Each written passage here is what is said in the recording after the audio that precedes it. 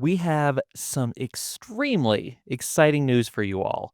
The Anselm Society is going to be hosting our first weekend event since 2022. It's called Anselm's Long Expected Feast. It's going to be this September 19th and 20th.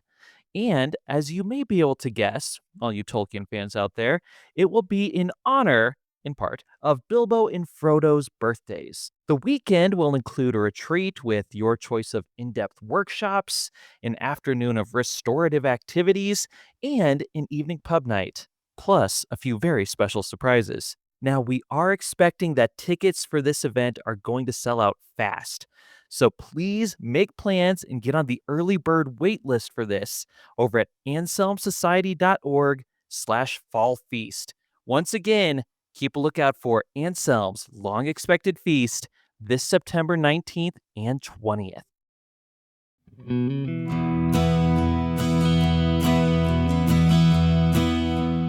Walking a path along the roots of Pikes Peak, you take a fork in the road to the Anselm Society Digital Pub. Inside is a raucous conversation on the arts, faith, and how much we'd all like to swim with the manatee. At a corner table by the fire are two people. One of them thinks manatees sound great, but he's heard way too many stories about what's lurking in the waters of Florida. And that's me, Matthew Mellema, and welcome to Believe to See, a podcast of the Anselm Society Arts Guild. Here at Believe to See, we explore the relationship between faith, art, and storytelling. Our goal is to help you connect the great story, the great stories, and our own stories in order to understand what it means to live with a Christian imagination. I like podcasts, and if you're listening to this podcast, I'm guessing you agree. I still like to think about podcasts as if they're a new medium. After all, I hadn't even heard about podcasts until I was a freshman in college, which was, 20 years ago? Wow. Okay, so I guess they're not that new, but still, I think when most of us think podcasts, we still think about talking. One or two or three people talking about politics or sports or, say, for instance, how we can connect the great stories in our own stories to understand what it means to live with a Christian imagination. Uh, but as much as I love the talking, discussing, and interviewing type of podcasts, that is but the furthest tip of the podcast iceberg. In one prior episode, we've discussed how many podcasts are looking back to the tradition of radio theater to produce compelling audio dramas. In another prior episode, we interviewed one particular storyteller who's doing something really interesting and exciting in this space, beautifully retelling stories from the Bible in ways that encourage us to see them with fresh eyes. Now, that storyteller was Justin Gerhardt, and the podcast was Holy Ghost Stories. And that's probably a good transition to our guest today. Our guest at the digital pub table is J.L. Gerhardt. Now, she is the author of 6 books, including Fresh Start, Fresh Strength, and Think Good. These are, respectively, Seeing God in the Stories of Nehemiah, and also How to Get Rid of Anxiety, Guilt, and Despair, and Find Peace of Mind. In addition to these books, she's also the author of the Substack, The Goodness, which are essays on seeking and seeing God. And for those of you who have not detected the clue of the last name, yes, she is also married to Justin Gerhardt from Holy Ghost Stories. Now, in addition to being spouses, the two collaborate on a lot of creative projects. For instance, JL is a manuscript editor for Holy Ghost Stories. The two are partners of Hazefire Studios, which, among other things, produces Holy Ghost Stories. But it's the most recent Hazefire Studios project that we're going to be talking about today. It's a new podcast series called The Happiest Saddest People. Once again, this is a collaboration between both Justin and JL. Justin does sound design and manuscript editing. But the driving force behind this podcast is JL Gerhardt. She writes and narrates these episodes, which are a memoir of her own life and reflections on faith, memory, and loss, among many, many other things. It's also just really excellent. The first episode alone is emotionally gutting and profound. And this memoir, which is also a theological reflection, which is also a series of stories, all take place in the context of a beautifully produced podcast. And I can't wait to talk about it. So, J.L. Gerhardt, thank you for joining us at the Digital Pub Table. Oh, it is my joy to be here. Well, first questions first. I ask this to all of the authors who come on the show and use initials. I asked this to SD Smith, why he goes by SD instead of Sam. I couldn't help but notice in the emails we've been sending, your name is Jennifer, but you go by JL. What was the thinking behind that? Well, when I first started writing, Jen Hatmaker was really big, and there was Jenny Oh. Allen, and there were just a lot of Jennifers out there. And so I thought, well, and then also, a lot of my readers have been men over time, and it's easier for them to sort of find their way in if they don't know if I'm a man or a woman when they start reading. They just like by the time they've read enough, they're hooked, and then they stay when they find out I'm a lady. Um, but then I would say, like, the other one is I love that JL sounds like JL, in the Deborah story, who puts the tent peg through the guy's head. That just Oh. seemed like, she was a hero of mine, and so I thought, "Yeah, let's go with that." I like that a lot. The JL. That's a good one. That is a good one. Okay, I've never heard that particular explanation for the initials, but that may be the best one I've heard so far. So I sketched out the briefest bare bones background for you, but why don't you tell us a little bit about your story and how that led to you doing what you're doing now in this podcast space? Oh, man, that's like, I just spend all day telling my story in, I elegant ways, so it's quite I, difficult I to just just asked a memoirist to tell us her personal story. I mean, there you go. Yeah, yeah. So, but basically, I don't know, I'm a girl who has a beautiful inheritance of faith. Um, my grandfather was my childhood preacher, grew up in his church. And from when I was young, knew that my favorite thing to do was to think about God, be with God, as probably like just a little child mystic, right? And, I didn't exactly know what that translated into in terms of thinking about my life or how I would shape my life. But I remember my grandfather asking me one day when I was, like, 8 years old. He looked at me and he was like it was in church, it's the weirdest moment, I have no idea why he turned around and did this. He was about to get up to preach and, or maybe start the service. And he turns around, he looks at me, and I've got my little, like, Christian note taker's journal out, and I'm sitting on the front row with him. And I think he's just got this suspicion, and he's like, "Jennifer, what do you wanna be when you grow up?" And immediately, without any second guessing, I said, "A preacher." And, that was, like, not a thing in our church tradition, and so he looked at me, and I still remember the little, like, twinkle in his eye, and he said, "You will be an excellent preacher's wife." And I tell that story sometimes, and people are like, "Oh," like, it's heartbreaking to them, but to me, I know what it was my grandfather trying to find a way forward for me where I would have opportunities to think about and talk about God. And it was actually a good path, because I started dating this guy when I was 13 years old, and I told him, I said, "I'm gonna marry a preacher one day, so you should know that." And he was 15, and he was like, "Okay, noted." And when he was 17, he decided he was gonna be a preacher. And so, hey, it worked out great. And so I've spent my whole life, in church with, around church people, um, just trying to help people see God more clearly, helping them know his heart. Um, so yeah, that's been my story. I've done it. My degree is in English literature. I was a English literature teacher, as taught at the University of Alabama's Huntsville campus for a few years. So lit is like right in my heart. Like I love a good story. I love teaching stories. I love teaching people how to write. I spent years as a journalist. And so that's all my background is in reading and writing.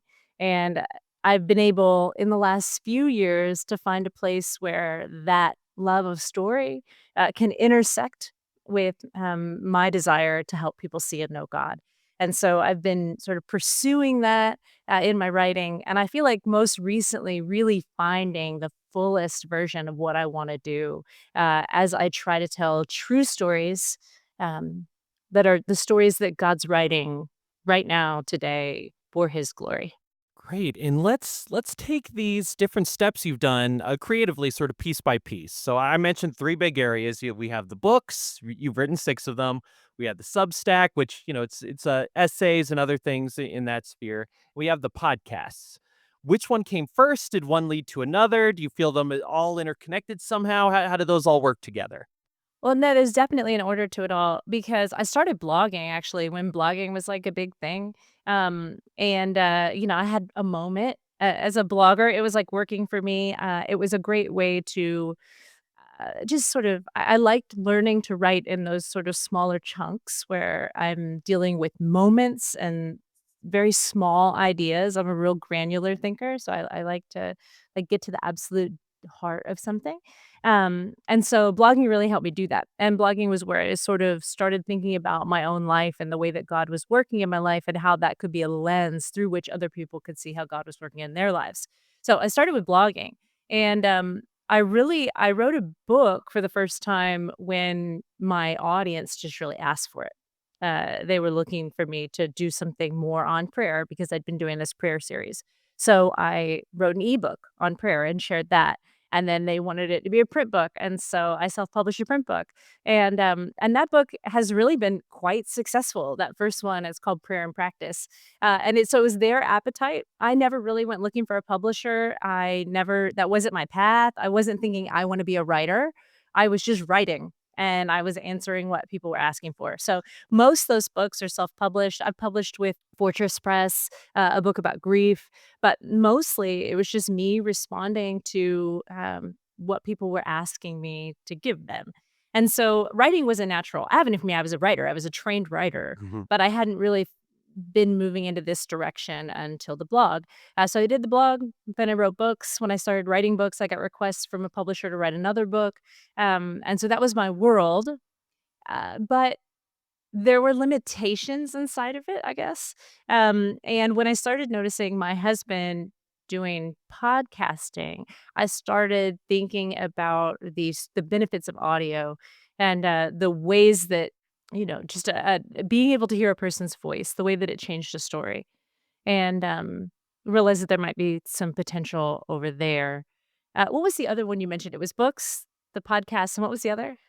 Yeah, the Substack, so I guess that would be what the Yeah. blog eventually Yeah, evolved yeah, the into. blog eventually became the Substack, and the Substack is, like, the most me. If you're wondering, like, who is Jennifer Gerhardt, who is JL Gerhardt, it's the Substack, because I'm just really sharing whatever I wander around inside, and a lot of times those essays will grow out of months. I'm a slow Substacker. The point for me has never been with writing to, like, gain an audience or keep an audience I want to share something if I have something that's worth sharing, and I think there's so much out there to read that you don't need me to post every week. Like, you just need me if I have something good to say.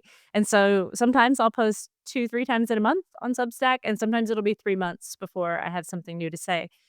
But I love that place because it feels like freedom, and I'm able to be really creative over there, and I'm really able to take my time to see what God's doing. Because I think so often God writes long stories, and that's what I've been most interested in lately is looking at some of those longer stories he's been telling over decades and to break them apart into their smallest bits and try to tell them like I'd tell a novel or a short story. So that is absolutely fascinating for a couple reasons. First off, that you were a blogger who actually gained traction and gained an audience. I mean, I think I speak for a sea of other listeners who are like, oh, I blogged and I gave it up because blah, blah, blah, blah. I realized only my mom was reading it. But you actually uh, got readers. And this is even more impressive to me that you did it without the purpose of using it to leverage a book deal.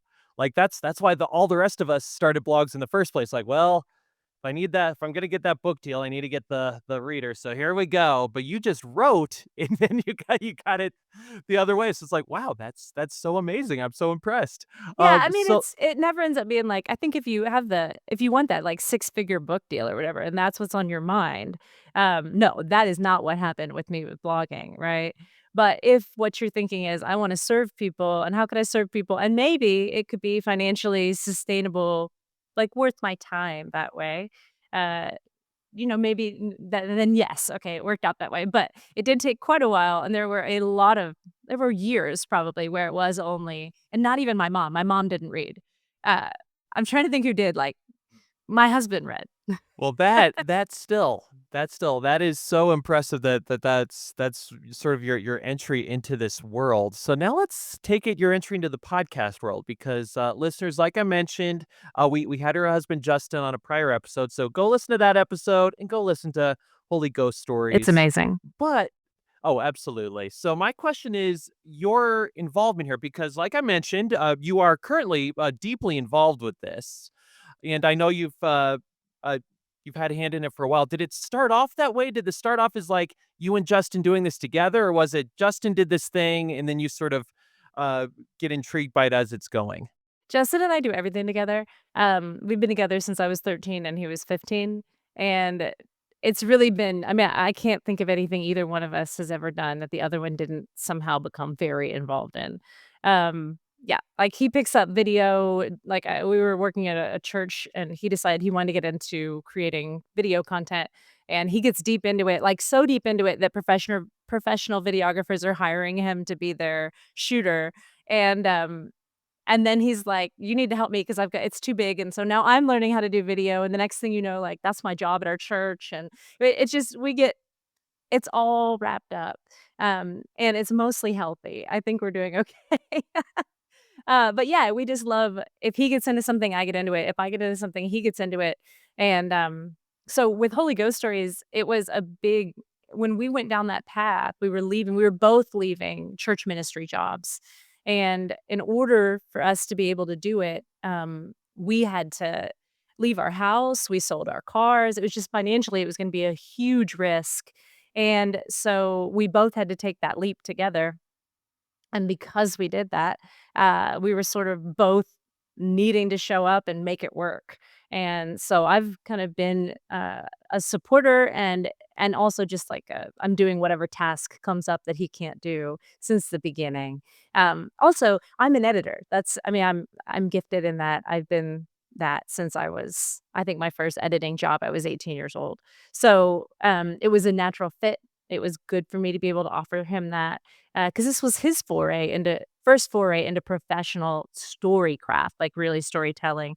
So I think I was able to offer him something good, but he's just an incredible storyteller. It's been so fun to get to work with him, and I've loved watching what he makes and watching that process and just seeing how powerful it's been. And I know that story changes people's lives. Story certainly has changed mine. But just watching that and getting to interact with the audience and talk to people, I know that these stories are helping them see something that they've never seen before and opening their hearts in ways that their hearts have never been opened before. They just find themselves surprised. So often it's surprise is the thing they feel most like, oh, how did God get in there? How did he find me in that scene? Why am I crying right now? I really don't know. Um, and that story is just so good at that, finding people, even when they have their defenses up. Absolutely. And again, listeners, if you haven't checked it out yet, please listen to Holy Ghost Stories. And if you after that, if you want to listen to an interview with Justin, we have that in the archives as well. But now let's go to this current project, the Happiest Saddest People. Like you mentioned, you and your husband do all these projects in collaboration. So Holy Ghost Stories is a collaboration. This one is as well. But this one really seems to be something that comes from deep within you. So, what was the impetus for this particular project? The most straightforward way I can say it, this project has been in the works for probably, oh, I mean, specifically this, maybe 3 years. Um, but before that, I God asked me to write it. I think that's the clearest way to say it, and in a powerful way, which I share in the podcast. I did not grow up in a church with prophets or anything like that, but one Sunday, I am up in the front row of my church, and a man who I have never had a conversation with, but I know goes to my church, comes up to the front, and he is super nervous and sweating and really just I can tell he is very uncomfortable and he tells me, "I have a word for you from God." And, I have known that I had this word for a long time, and I've not told you because I've been nervous or scared, but God told me, "I have to tell you." And he told me, "You need to write a book about your brother dying." And he had no idea I was a writer. He had no idea I had that history. I don't even know that he knew my brother had died. And so it was a very striking moment, but it was something that I didn't know how to contextualize yet. I didn't have any experience with anything like that. And so I just sort of put it away, but my subconscious never put it away. And, I guess I always knew that eventually I would need to get around to telling that story, and like I said, I didn't come into writing, like, "I'm gonna write this book." I came into writing through blogging, I guess eventually I knew I would write a book, but I wrote a lot of books before I wrote one about my brother dying, and I think to some degree I was trying to be a good writer before I obeyed. I thought, if I can be good at this, then I'll be good enough to do the thing God's asked me to do. And of course, that's stupid. But I waited a long time. I think I waited probably 7 years, and then eventually I wrote a book called Swallowed Up about my brother dying, and I thought, "Okay, that's done," and I put it away. And, about 3, 4 years after I wrote that, I felt another just very strong pull back from God to relook at that work. And I came back around to it. It had not been popular when I'd released it, which is fine. You can't measure whether God likes a thing based on whether people listen to it or not. So I that wasn't a great measure of its success, but also I had always felt like a little tension, like there was something not right about the project. And so I came back to the book through his prompting, and when I read it, I felt like there was just something not right about it. Like, I hadn't told the story in the most honest way. I know now that it was because it was getting really popular to and for people who are educated to talk about God with a bit of cynicism, like, to tell the dark parts of your story in the most, like, honest and raw way, but maybe not to tell the joyful parts of your story with that same rawness and honesty. And as I read the book, I felt like I'd hidden the joy a bit. And I felt like I hadn't fully represented God's goodness, even as I mean, the book for sure says God's good, but I just felt like it wasn't there, that fullness of the light, like, I feel like I'd put a shade over it. And then the other thing I realized was I think I had Yeah. turned a story into a bit of a self-help guide, like, that really what I needed to do is just tell the story of losing my brother and God's faithfulness in that journey. So I returned to it. And as I started to write, I realized, wow, this is going to be like an epic saga. Like it's a whole thing. And I end up in and out of time. I mean, we time jump in this thing more than I ever would have expected. And so it took me years to write it. And I thought it would be a book until about um, a year before it was like time to start thinking about putting it out. And I talked to Justin and I said, I just really think this would be better as an audiobook, but maybe release it week by week." And there are a lot of things we'll talk some about that, I think, but there's a lot behind this choice of how to deliver it. In this case with this story, the method is the message in a lot of ways. Yeah, so that is all really illuminating for me because as I was listening to it, I had the thoughts you brought up. It was like, okay, I feel like a lot of folks in her position would automatically go like, oh, I'll write a book about it because that's sort of the assumed thing to do. So you did. Some time goes past. You look at it with some fresh eyes, realize there's things you feel like need to develop with it. So you start another book, which again, I think would be the thing most of us would do. So then it's this switch about a year ago that you mentioned where you're like, I think this would be better as an audiobook or like podcast. Was there any particular thing that you could put your finger on, like this would make the story more effective, or was it just sort of an overall impression that you had?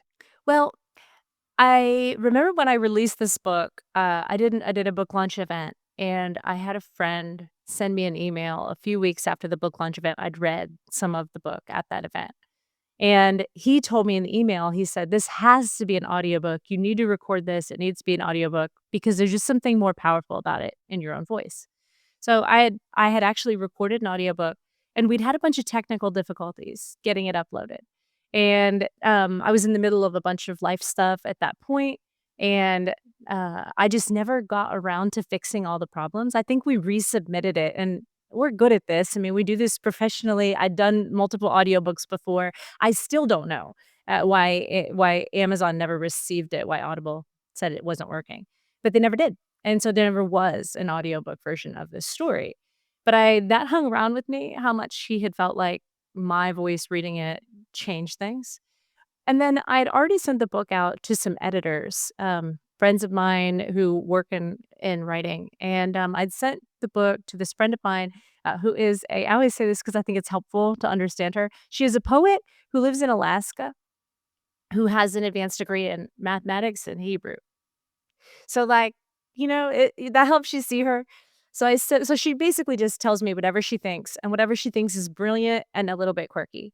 And so she was reading the book, and there were just multiple points where there was a disconnect between her understanding my heart and the text, and so she would point it out, and I would work with her on how to rearrange it. And every time I got, like, more casual and more myself, she'd be like, "Oh, I get it." But she was having a hard time hearing that voice in the writing. And yes, rewrite a good writer can rewrite. But at the same time, I thought, "You know what? The problem is she's reading this depersonally." She's not putting a person as the author of this story. It's a character or it's an idea.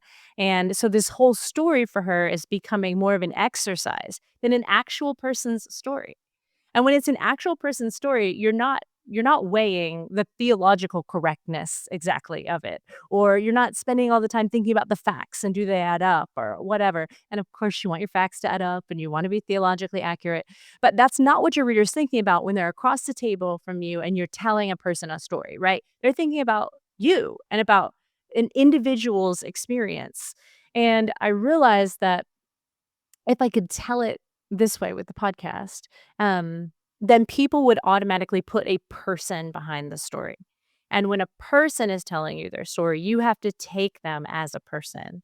And somehow, I would have thought that hearing my voice might have made it harder for people to hear their own story in this. But that has been the exact opposite experience, that actually hearing it in a person's voice has helped them, find their own story inside of it, I think, a little bit easier than if they were reading it. And then the last thing that really made me think, "Okay, a podcast could be the way," I like instead of, like, an audiobook, I coulda just released this as an audiobook, and that would have been fine. But what I love about a podcast is the way there's space in between to breathe. Um, that I didn't want it to be bingeable. I wanted to release over time. And I wanted people to have to sit with the story over time so that we manufactured um, some semblance of what it means to live a long story. Right? So, God just doesn't work quickly, and he doesn't it's just rare that he just steps in and solves a problem and it's done. So often, the way God answers prayers is long, and there's a lot of quiet in it, and there's a lot of waiting, and there are unresolved tensions in our lives, and I wanted to be able to end episodes with unresolved tensions, and then to come back to them later. And so I felt like building in that time that a podcast enables because it's released over time, would help readers experience what it feels like to live inside a long, hard story.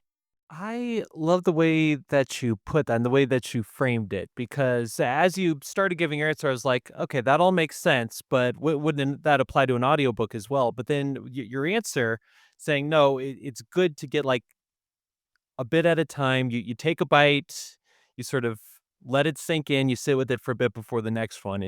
And I think that's totally the right way to go through this podcast series. Even though, lots of episodes are out now, I would still recommend doing it that way.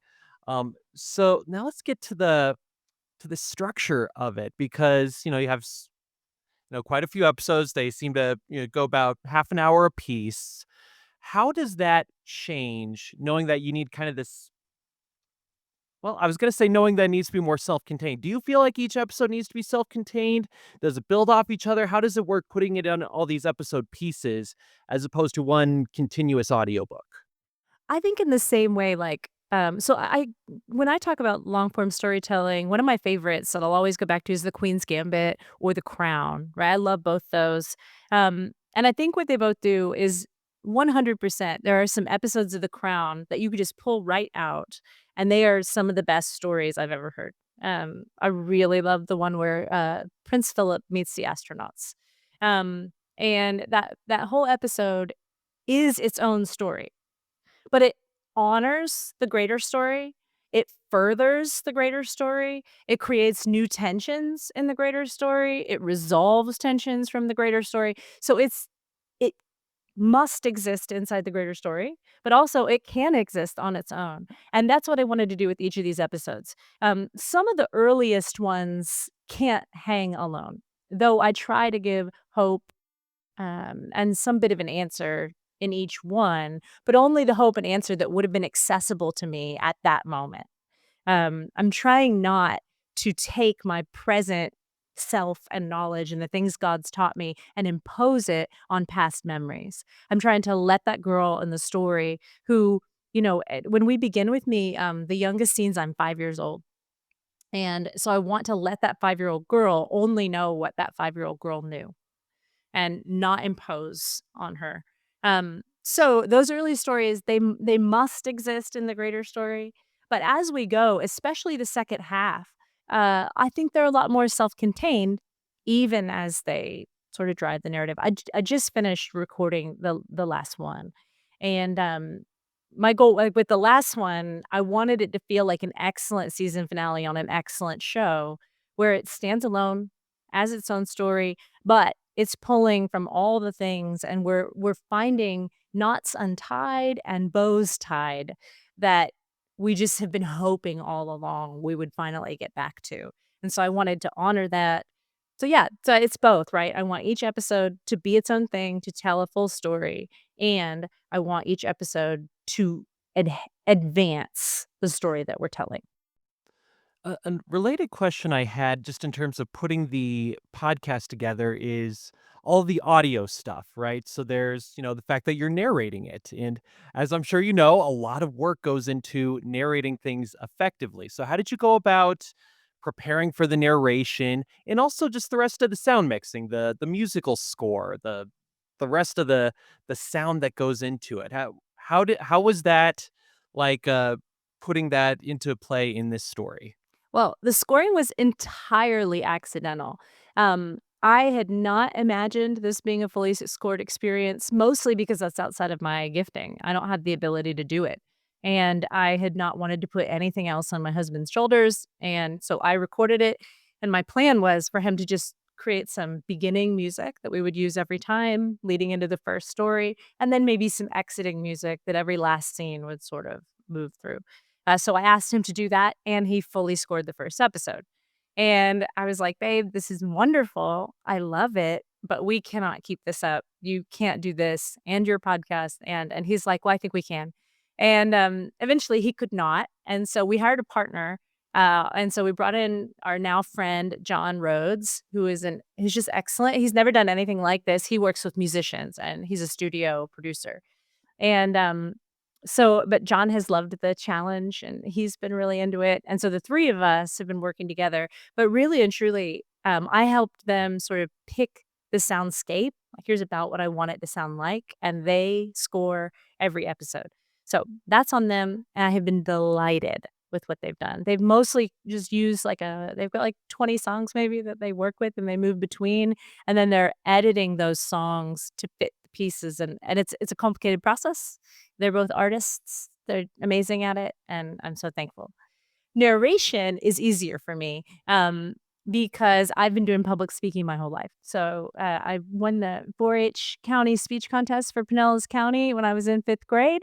Then I was the middle school Rotary public speaking champion, and then in high school, I was 4th in the state for Future Business Leaders of America. So, I got a lot of experience talking.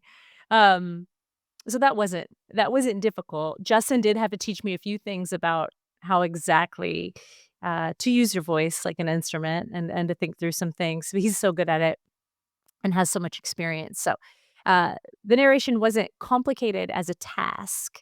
The main thing I wanted to do is I didn't want it to sound like I was reading.